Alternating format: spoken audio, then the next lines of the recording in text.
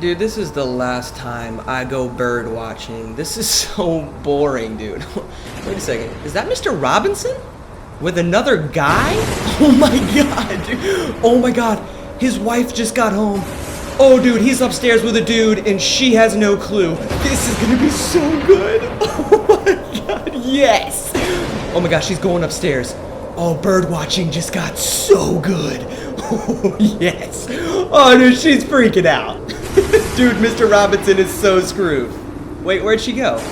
Wait, what? Where'd she go? Oh, there she is. Wait, what? Hold up. Is that what I think it is? Oh my fucking gosh! Oh my god, I didn't see anything. I didn't see anything. Oh my god! Oh my dude, I didn't do anything. I don't know anything. You don't have to do this. No, no!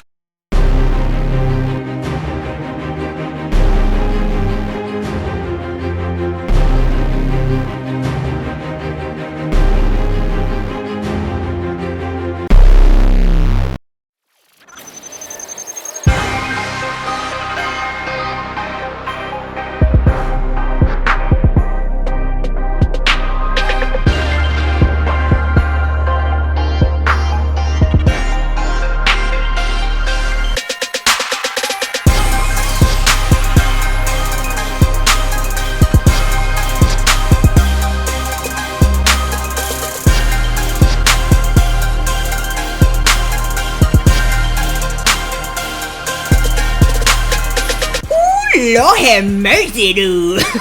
What's up, guys? Welcome back to Thug Lyfe Gaming. I'm your man, Born Legit. Today, we're going to be talking about my 10 most favorite do's and don'ts for Call of Duty Ghosts. You guys have been asking for a new Call of Duty video, so you finna get it. So let's go ahead and start off the countdown.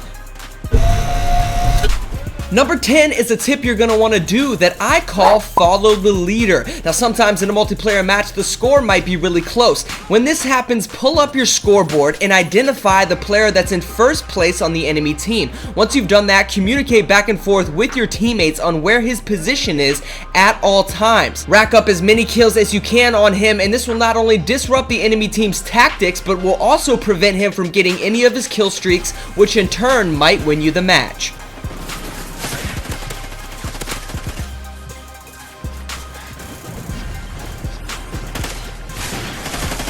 Guard dog ready.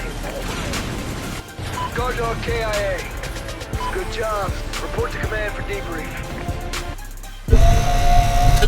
Tip number 9 is going to be don't forget to check your radar. Now, this sounds simple, but what I want you to do is start to check your radar more often. Me, myself, probably check it about every 3 to 5 seconds just to make sure that I don't miss an enemy. Now, what you're going to see here in the footage is I quickly glance at my radar, pick up an opponent. Even though he gets killed, I keep my eyes on that area just to see if he has any of his teammates following him.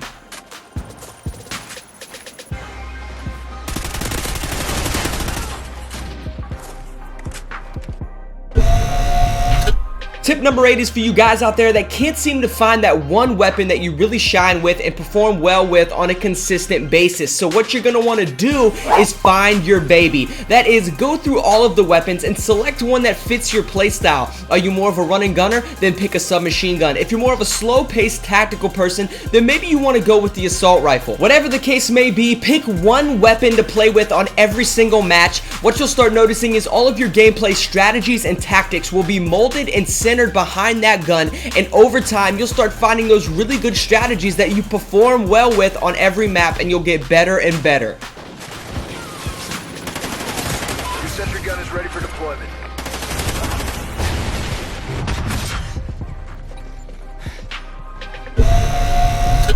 Now, you might find tip number 7 to be a little annoying, but it's gonna make you a better player, and that is to don't skip out on playing your worst map. Yes, everybody has those maps or game types that they're not too good at, but consistency is key, and eventually you're gonna find those map strategies that are best suited for that gun that you picked. Take, for example, the gameplay that you're seeing here. I finished the map with a horrible score, but eventually, after playing the map over and over and over again, I get really good at it, and I finish a match going 25-1. Tip Tip number 6 is a simple strategy that's going to leave you less vulnerable throughout every match. So what you're going to want to do is stick to the outer rim of the map. It's simple. If you're running through the middle, you're going to be vulnerable from all 4 sides, whereas if you're on the outer rim of the map, you're only vulnerable from 3. This is going to help in a lot of those really frustrating situations where the enemy spawns at a location that you didn't expect. So a great example of this is going to be here in the footage you're about to see on the map Strike Zone. I eliminate all the players in my path, starting from here at Horseshoe all the way over to spawn steps, up through the restaurant, and down and around the statue spawn.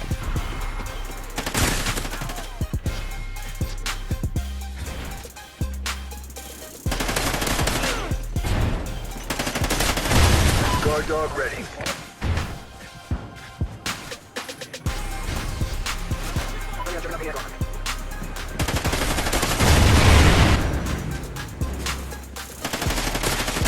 Soldier, your sentry gun is ready.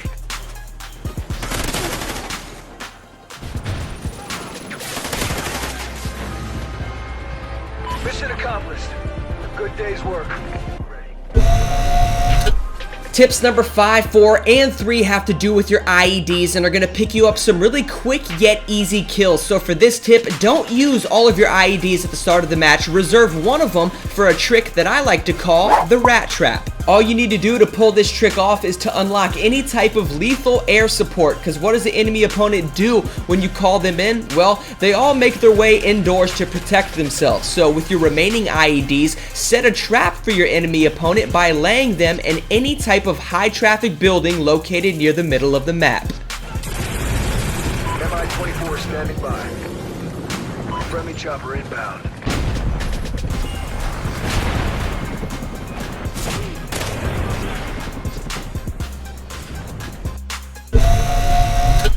Tip number 4 is another great tip that you're going to want to do for your IEDs that takes advantage of the stubbornness of your average Call of Duty player. It's a little trick that I oh so appropriately call the mouse trap. Now, what do most Call of Duty gamers do when they die? Well, they get pissed off and they go back to the exact same spot where they died hoping to kill you. Now, instead of staying here hoping to gun them down when they come back, instead, I literally lay an IED on top of their dead body. You'll be surprised with how many people come back and seriously walk over the exact same spot where they died, either killing them or alerting you to where they are.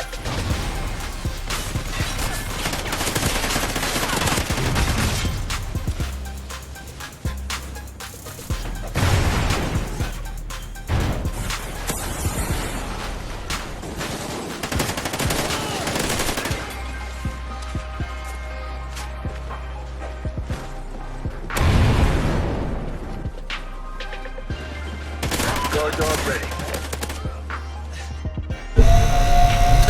Tip number 3 is your last one involving your IEDs. Now for this tip, if you really want to get on your opponent's nerves, don't leave your spawn point without first setting a spawn trap.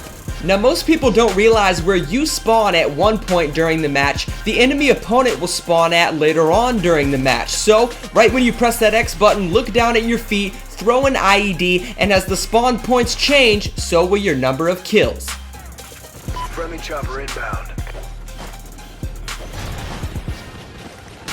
Guard dog ready.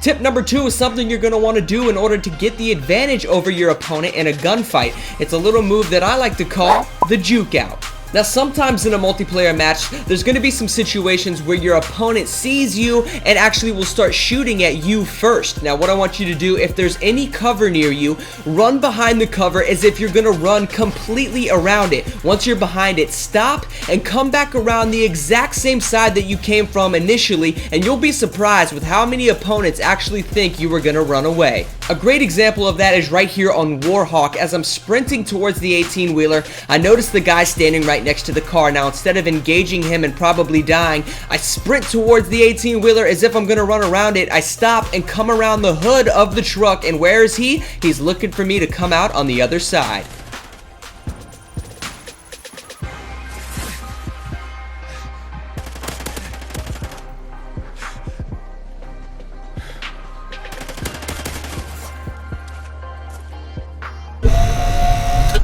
Alright guys, so I saved my favorite tip for last. Every time I pull this off on an opponent, I can't even imagine what they're thinking. It's a little piece of trickery that I like to do called Ring Around the Rosie. To pull this trick off, all you need is an unsilenced weapon. Now, me, myself, like running with a silencer, and I never carry a secondary weapon, so what I do is I just pick up a weapon as I'm playing the map. But once you do, there's going to be times in a match where your enemy opponent is controlling a certain area of the map. Now, when this happens, run over to one of the entrances to that area and shoot off a couple shots. Then, run over to a second entrance of the area, and you'll be surprised with how many opponents you can catch off guard, expecting you to come from where your gunshots came.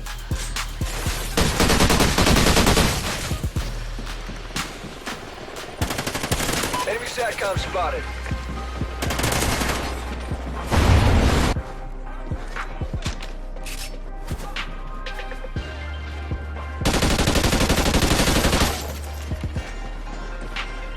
We've lost the lead. Enemy SATCOM spotted. Guard dog ready.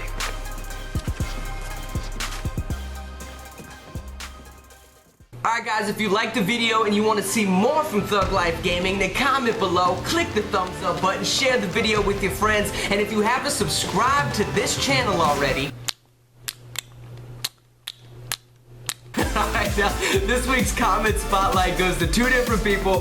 The first of which is the Dead Man. Now, this guy always leaves a rating of all of my videos, and his most recent comment, he gave a 10 out of 10 for the video, man. I really love reading your reviews, so thank you. And the second comment spotlight goes to Joshua Deshane. Now, he's new to TOG, he's new to the community and YouTube channel, but he left a great comment on the last UFC video talking about how better it made him at the game. So thanks, man. I really appreciate your comment. This week's shout out of the week for the person that's been helping me promote Thug Lyfe Gaming goes again to two different people, the first of which is TLG Kiwi. I've had a whole bunch of people message me telling me that he sent them to go check out the YouTube channel, and I'm not talking like 3 or 4 people, I'm talking in the 10s and 20s of people that this guy has been sending to the YouTube channel that want to join the community and really represent the whole idea behind being a real thug and thug life. So thank you, man. I love the support that you're giving the channel. And the second shout out goes to a guy named Genius Assassin Zero. He's been with the channel for a long time. He's constantly promoting the channel, you know, and he always leaves really awesome comments on all of the videos. So thank you, man. You definitely deserve a shout out. Now it's time for the Thug of the Week. How you get the Thug of the Week is you fill out the form on the contact page of thuglifegaming.com, letting me know what makes you a thug. This week's winner again goes to two different people. The first of which is JMan270001. This guy gets the Thug of the Week basically because he's doing an amazing job at taking care of his family, and that's all anybody can ask of you, man. The fact that you're doing that, the fact that you're doing such a great job at it, and you never stop quitting, that's what makes you a thug, man, so you definitely deserve a Thug of the Week. And the second person is Marcus Barnett. Now, without going into too much detail, this guy is continuing to push himself and to better for more and shoot for success no matter what gets in his way. He's had some obstacles to overcome, and he's dealt with each and every one of them, so you definitely are a thug, man. Keep living that life. You deserve the Thug of the Week. Alright, that's it for this week, guys. You know I had a lot of fun making this video for y'all. You know, there's a whole bunch of videos that are going to be coming with all these cool games coming out this fall, including a new Call of Duty, so that's going to be a lot of fun. I hope you guys enjoyed this video. You've been asking for another COD vid for a while now, so I hope you liked it. I can't wait to see everybody next week.